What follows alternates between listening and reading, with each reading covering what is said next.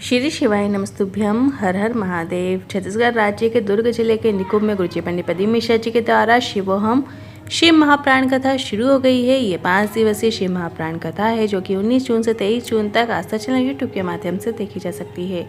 आज 21 जून तीसरे दिन की शिव महाप्राण कथा पूर्ण हो चुकी है और आज गुरुजी ने ये रोचक जानकारियाँ दी हैं कि मंदिर की जगह घर पर उपाय कर सकते हैं या नहीं। ये आज की कथा में गुरुजी ने बताए हैं। दूसरा, क्या रुद्राक्ष पहनकर हॉस्पिटल जा सकते हैं। और साथ ही 24 जून सोमवार प्रदोष शिवरात्रि महासंयोग का एक बिल्कुल नया उपाय की जानकारी आपको इसके वीडियो में मिलने वाली है। आज की कथा में गुरुजी ने कुल 12 उपाय पत्रोपयोगी जानकारियाँ दी हैं। अगर किसी कारणवश आपने आज की कथा नहीं सुन पाए हैं तो पूरी कथा का रस्ता आपको छोटे से वीडियो से प्राप्त होने वाला है। तो बढ़ते हैं आज की कथा की पहली जानकारी की ओर। गुरुजी ने कहा, इस मानव शरीर में 2 चीज़ें साफ होना जरूरी है, पानी और वाणी। अगर पानी गंदा हो जाता है तो पीने लायक नहीं होता और अगर वाणी गंदी हो जाती है तो बात करने का लायक नहीं होती। बढ़ते हैं आज की कथा की दूसरी जानकारी की ओर। जब आप भगवान की भक्ति में ज़्यादा रम जाते हैं, ज़्यादा भक्ति में लीन हो जाते हैं तो भगवान अपने आप को आपसे दूर करने का प्रयत्न करते हैं। आपको धन देकर, दौलत देकर, वैभव देकर, सुख शांति देकर खुद से दूर करने का प्रयास कर देते हैं और आपको ये सब चीज़ें मिल जाती हैं तो आप भी मंदिर जाना बंद कर देते हैं। बल्कि सब मिलने के बाद भी आपको भगवान की भक्ति से दूर नहीं होना चाहिए। बढ़ते हैं आज की कथा की तीसरी जानकारी की ओर। गुरुजी ने कहा, 3 को कभी भूलना नहीं चाहिए। पहला, मुसीबत में डालने वाले को। दूसरा, मुसीबत से निकालने वाले को कभी जीवन में मत भूलना। और तीसरा, मुसीबत में साथ देने वाले को जीवन में कभी मत भूलना। बढ़ते हैं आज की कथा की चौथी जानकारी की ओर। मृत्यु की तिथि, मृत्यु का पल, मृत्यु की घड़ी कब की है किसी को नहीं पता। अभी हाल ही में अहमदाबाद में एक दुखद घटना हुई जिसमें छोटे बच्चों से लेकर बुजुर्ग तक सभी थे। किसी को पता नहीं था कि आने वाले समय में क्या होने वाला है।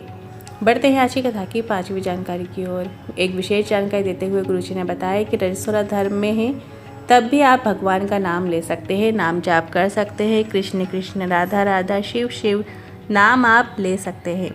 राम राम नाम आप ले सकते हैं।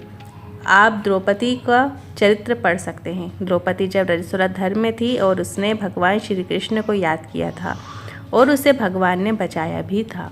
आप शुद्ध हो, अशुद्ध हो, स्नान किए हो या ना किए हो, कहीं पर भी बैठे हो, भगवान का नाम ले सकते हैं, भगवान का स्मरण कर सकते हैं। नाम जाप आप अपनी जिह्वा पर, अपने अंदर मन ही मन कर सकते हैं। बढ़ते हैं आज की कथा की 6वीं जानकारी की ओर। कई लोग कहते हैं कि क्या हम हॉस्पिटल में रुद्राक्ष पहनकर जा सकते हैं। तो इस पर गुरुजी ने कहा, रुद्राक्ष तो शुद्ध करने वाला होता है जिसे आप मरते दम तक हर स्थान पर पहन सकते हैं। ये तो मरने के बाद भी आपके साथ शमशान तक जाता है। बढ़ते हैं आज की कथा की 7वीं जानकारी की ओर। कई लोग प्रश्न करते हैं, क्या उपाय करने के लिए मंदिर जाना जरूरी है। क्या हम उपाय घर पर नहीं कर सकते। तो इस पर गुरुजी ने कहा, हाँ क्यों नहीं, आप उपाय घर पर भी कर सकते हैं। मंदिर दूर है या मंदिर नहीं है या जाने में दिक्कत है तो आप घर पर भी उपाय कर सकते हैं। बढ़ते हैं आज की कथा की 8वीं जानकारी की ओर। गुरुजी ने कहा, कल हमने बताया था सोमवार के दिन या प्रदोष के दिन या शिवरात्रि के दिन बेलपत्र नहीं तोड़ना चाहिए। तो कई माताओं बहनों ने कहा, हमने तो हमेशा सोमवार के दिन बेलपत्र तोड़ी थी, क्या शिव हमारी कोई भी पूजा स्वीकार नहीं करेंगे। तो इस पर गुरुजी ने कहा, शिव पूजन में अगर आप कोई गलती भूलवश भी कर देते हैं तो वो शिव माफ़ कर देते हैं। आपको भूतकाल पर चिंतन नहीं करना है, आपको वर्तमान में गलती नहीं करना है, इस बात का आपको ध्यान करना है। बढ़ते हैं आज की कथा की 9वीं जानकारी की ओर। पहले भी कहा है, गुरुजी ने कहा, अगर आप भोलेनाथ के मंदिर जा रहे हैं और लौट के सीधे आपको अपने घर ही आना चाहिए। ऐसा नहीं कि रास्ते में बुआ का घर है, मौसी का घर है, नाना का घर है, मामा का घर है तो वहाँ चले गए, खड़े होकर बात कर ली। आपको सीधे अपने घर आना चाहिए। ना जाने शिव ने आपको क्या प्रदान किया है जो आपको प्राप्त होने वाला हो। बढ़ते हैं आज की कथा की 10वीं जानकारी की ओर।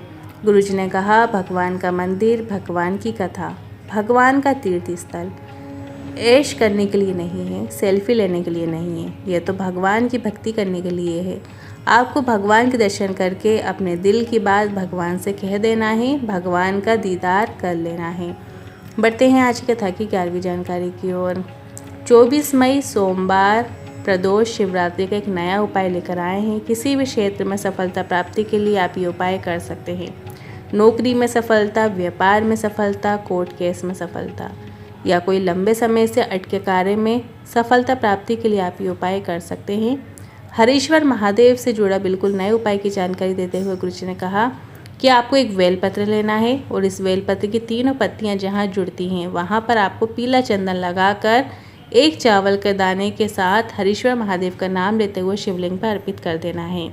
और नौकरी हो या इंटरव्यू हो या अन्य क्षेत्र में आपको सफलता आपको ज़रूर देखने को मिलती है। ये उपाय आप प्रदोष के दिन विशेष गुरुजी ने करने को कहा है, इस बात को आपको ध्यान रखना है। सिर्फ आपको एक बेलपत्र लेनी है, बेलपत्र की तीनों पत्तियां जहां जुड़ती हैं वहां पर आपको पीला चंदन लगाना, अष्टगंध चंदन लगाना, वहां पे एक साबुत चावल का दाना रख देना है और इसके बाद हरीश्वर महादेव का नाम लेते हुए और आप जिस चीज़ में सफलता चाहते हैं उसका भान करते हुए शिवलिंग के ऊपर अर्पित कर देना है। बस ध्यान रखिए, जो शिवलिंग पे आप बेलपत्र अर्पित करेंगे तो जो उसकी डंडी है वो जटाधारी की ओर करते हुए अर्पित करना है। अब बढ़ते हैं अगली 12वीं जानकारी की ओर।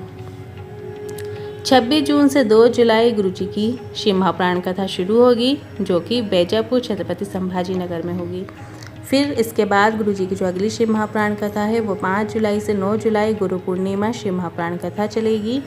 फिर 10 जुलाई को गुरु पूर्णिमा महोत्सव है और 25 जुलाई से 31 जुलाई भिलाई में शिव महाप्राण कथा होगी, जिसका समय दोपहर में 1 बजे से 4 बजे तक रखा गया है। फिर 6 अगस्त प्रदोष के दिन सीहोर में कांवड़ यात्रा रखी गई है, जो कि सिमरा नदी के तट से प्रारंभ होगी और कुबेश्वर धाम जाएगी। इन उपाय से जुड़े मन में कोई सवाल है, क्वेश्चन है तो आप कमेंट के जरिए पूछ सकते हैं। वीडियो थोड़ा भी उपयोगी लगा हो तो वीडियो को लाइक करके कमेंट बॉक्स में हर हर महादेव जरूर टाइप कीजिएगा।